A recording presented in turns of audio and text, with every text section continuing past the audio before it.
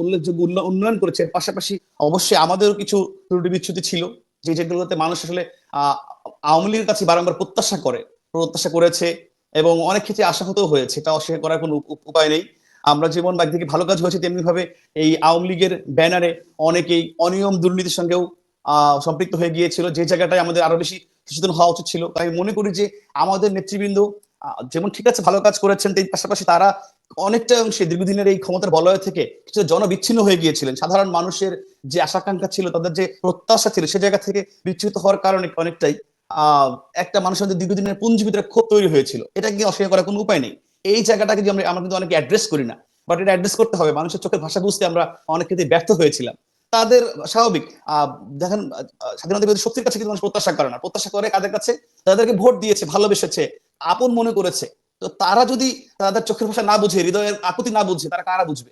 তো এই জায়গাটাতে আমার কাছে, আমার যে অবজারভেশন, এইখানে আমাদের যারা এমপি মহোদয়গণ রয়েছিলেন, যারা সিনিয়র নেতৃবৃন্দ রয়েছিলেন, যারা মন্ত্রী হয়েছিলেন, আওয়ামী লীগের নীতি নির্ধারণী ক্ষমতার বলয়ে ছিলেন, তারা ম্যাক্সিমাম ক্ষেত্রে কিন্তু সাধারণ জনগণ থেকে এবং তৃণমূল নেতৃত্ব থেকেও একটু দূরে চলে গিয়েছিলেন, দূরে সরে গিয়েছিলেন।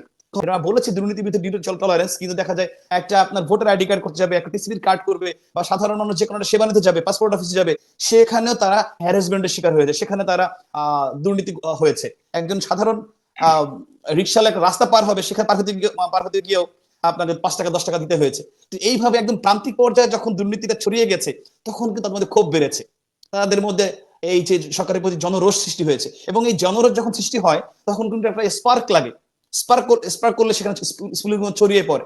তো আরেকটা বড় যে ভুলটা, যে জনগণের পাশে কথা বললাম, আপনি দেখেন সেম এই যে কোটা আন্দোলন, এটা একটা সামাজিক সমস্যাই আমি বলবো, যে এটা কিন্তু দীর্ঘ প্রায় 7 থেকে 8 বছর যাবত কোনো বিসিএস বা কোনো পরীক্ষাতে কোটাটা ফুলফিল হচ্ছিল না। তো যখন 18-তে এরকম একটা পরিস্থিতি হলো, তখন কিন্তু যে নেতৃবৃন্দ ছিলেন, তারা কিন্তু ছিল যে কোটা বাতিল না করে ওই সময় একটা কমিটি করে কোটাটাকে সংস্কার করা, যেটা সবার একটা দাবি ছিল, প্রত্যাশা ছিল, যে এই একটা ইস্যু, যে ইস্যুটা স্পার্ক করতে পারে। কারণ ওই সময় এমনটা স্পার্ক করলো, মাননীয় প্রধানমন্ত্রী কিন্তু বাধ্য হলেন সংসদ দাঁড়িয়ে সেটাকে বাতিল করতে। তো তখনই একটা কমিটি করে দিয়ে এটাকে আপনার মানে সমাধান করে ফেললে হয়ে যেত। কিন্তু সংস্কার করলে একটা সর্বজন গ্রহণযোগ্য হতো।